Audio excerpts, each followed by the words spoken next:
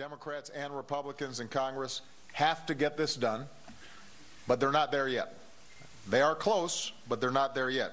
And one thing we can count on with respect to this Congress is that if there's even 1 second left before you have to do what you're supposed to do, they will use that last second. We'll continue to work on finding smarter ways to cut spending, but let's not let that hold up protecting Americans from the tax hike that will take place in about 10 hours.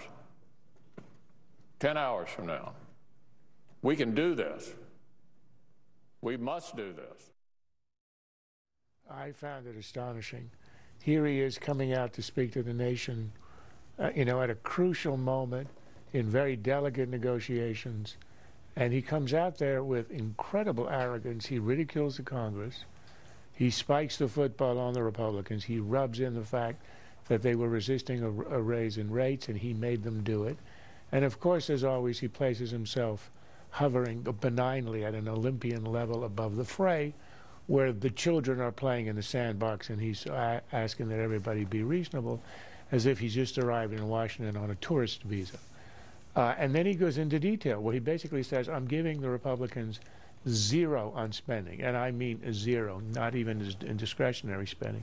This is after he killed a proposal from the minority leader in the Senate for the tiniest of changes and entitlements would be the change in the cost of living index, which is essentially a technical change. So that's rejected out of hand. So he's saying again, tax hikes, all in rates, no cuts in spending, and worse than that, after all this is done, after I shoved all this down your throats, when we negotiate later for spending cuts, which Republicans imagine they're going to get, no, it's not going to happen that way.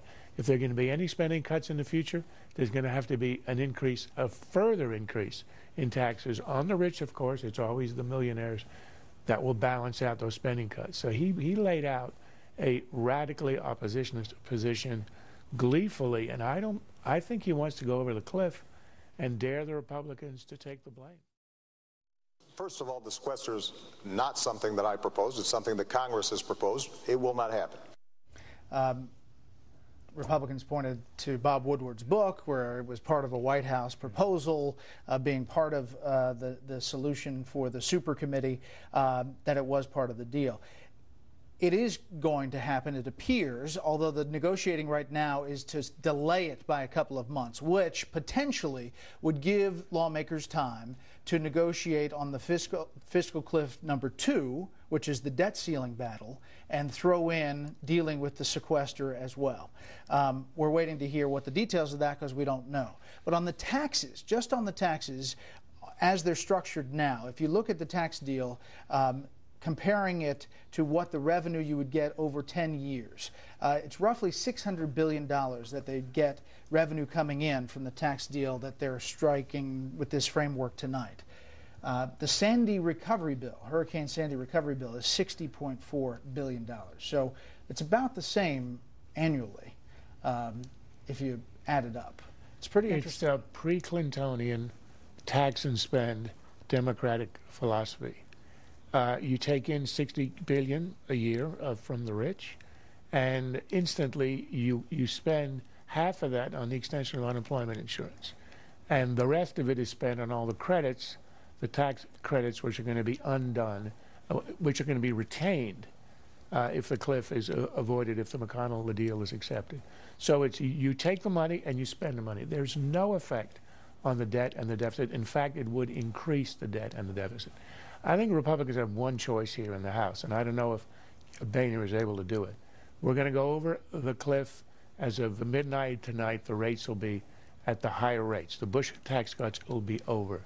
And if Boehner is smart, and the Republicans, including the conservatives in the caucus, are smart, they would accept that, because there's no way it's going to be stopped. And on Thursday, the new Republican House should pass a bill, a standalone bill, that abolishes these, well, let's say that, and reenacts the Bush cuts for everybody up to $450,000, and do it as a straight tax reduction.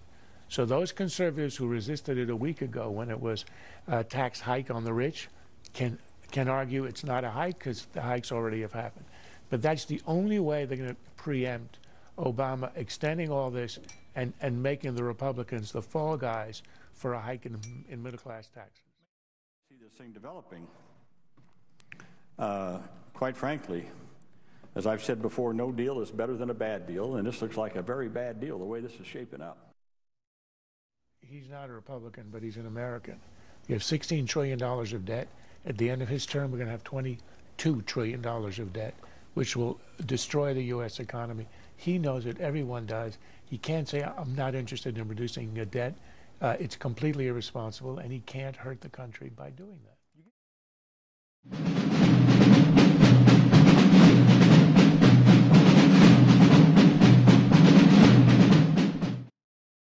This has been a Sunfish production.